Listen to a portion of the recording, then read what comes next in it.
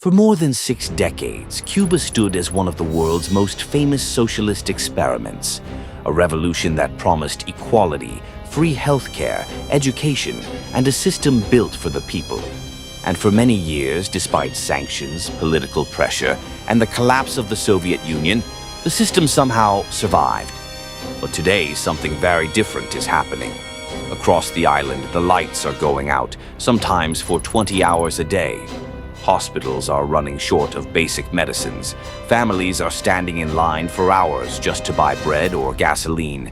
And millions of Cubans are leaving the country in what has become one of the largest migration waves in the island's history.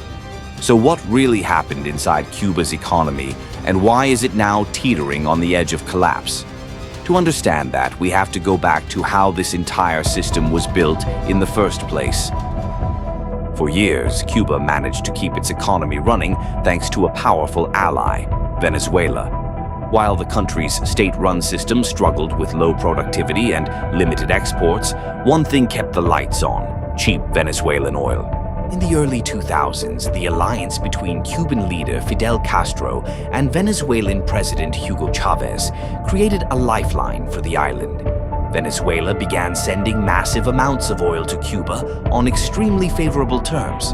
At its peak, shipments reached nearly 90,000 barrels per day, much of it heavily subsidized. For Cuba, that was enormous. It helped power electricity plants, fuel transportation, and keep factories operating.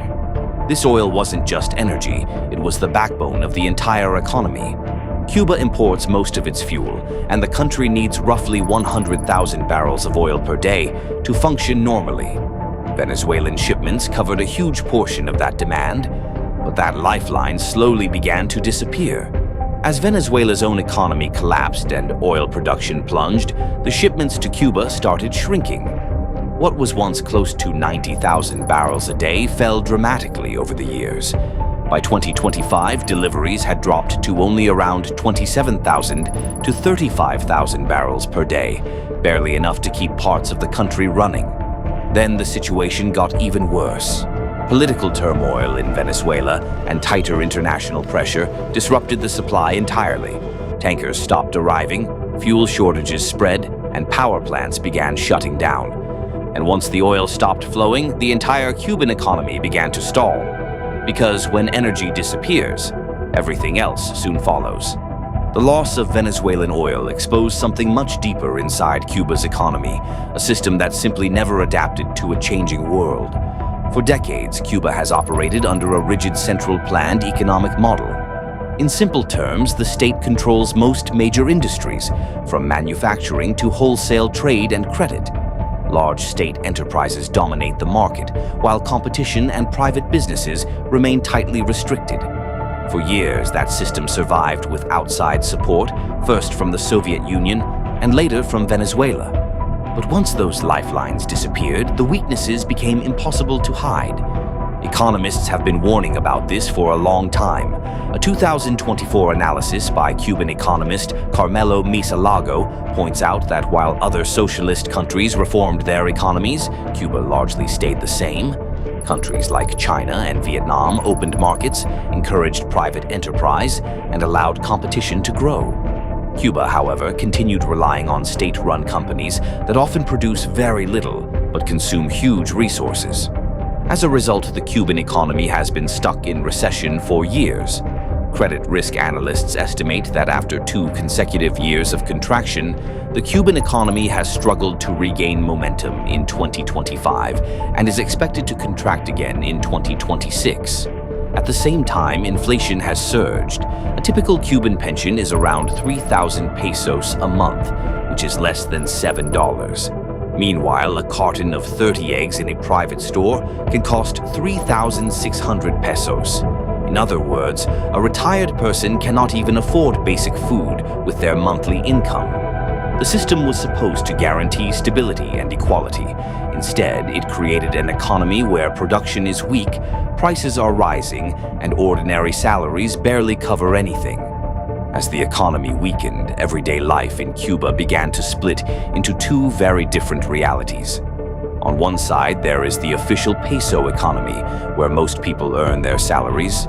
On the other side, there is a growing dollar-based market where many of the goods are actually available, and that divide is reshaping daily life across the island. A few years ago, the government tried to introduce limited reforms.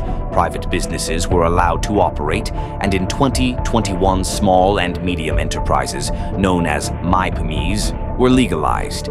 Since then, private stores and restaurants have started appearing in cities like Havana.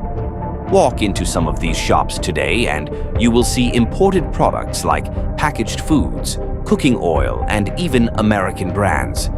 But the problem is that most Cubans simply can't afford them. The basic groceries in private stores are often priced in dollars or dollar-linked prices. A carton of 30 eggs can cost around 3,600 pesos, more than an entire monthly pension. For many workers, even professionals like doctors or teachers, their salaries barely cover the basics. Cuban economist Omar Everleni Perez summed it up bluntly that people living on state salaries can hardly shop in these stores at all. This has created a strange and frustrating situation. Shelves in some private stores are stocked, yet many families still struggle to buy food. Regulations and high taxes make it difficult for businesses to expand, while the state sector remains inefficient and underproductive. Meanwhile, other parts of daily life are breaking down as well. Tourism, once a major source of income, has sharply declined. Before the pandemic, Cuba welcomed about 4 million visitors a year. Now the number struggles to reach 2 million, partly because power outages, fuel shortages, and travel restrictions have made the country harder to visit. As the crisis deepens, millions of Cubans are no longer waiting for the situation to improve. They are leaving. Since 2020, an estimated 2.75 million people have left the island. For a country that once had a population of around 9.7 million, that is an enormous loss. Some demographers now believe the real population may have already fallen closer to 8.25 million. And the people leaving are often the young, educated, and working-age citizens, the very people the economy needs the most. Behind those numbers are real stories. A father in Havana joins an online queue to buy gasoline and discovers he's number 5052 in line. A young bartender named Joan Nazabal brings his wife to the hospital for a C-section, only to be told to bring their own catheter because the hospital doesn't have one. These aren't isolated cases, they are becoming part of everyday life. The shortages are everywhere, long lines for bread, power cuts that last up to 20 hours a day, fuel shortages that halt transportation, and an economy that struggles to produce enough goods to keep the country running. At the same time, the government faces a difficult choice. Leaders in Havana are reportedly discussing possible negotiations with the United States, hoping to ease pressure on the economy. But even if that happens, the deeper question remains inside Cuba itself. To stabilize the economy, the country may need major reforms, opening markets, allowing more private enterprise, and reducing the dominance of inefficient state companies. But those changes would challenge the very economic system that the revolution was built on. Today, the Soviet support is gone, Venezuelan oil is gone, and the system that once sustained the island is under immense strain. The question now is simple but difficult. Can Cuba reform fast enough to save its economy, or has the model finally reached its breaking point?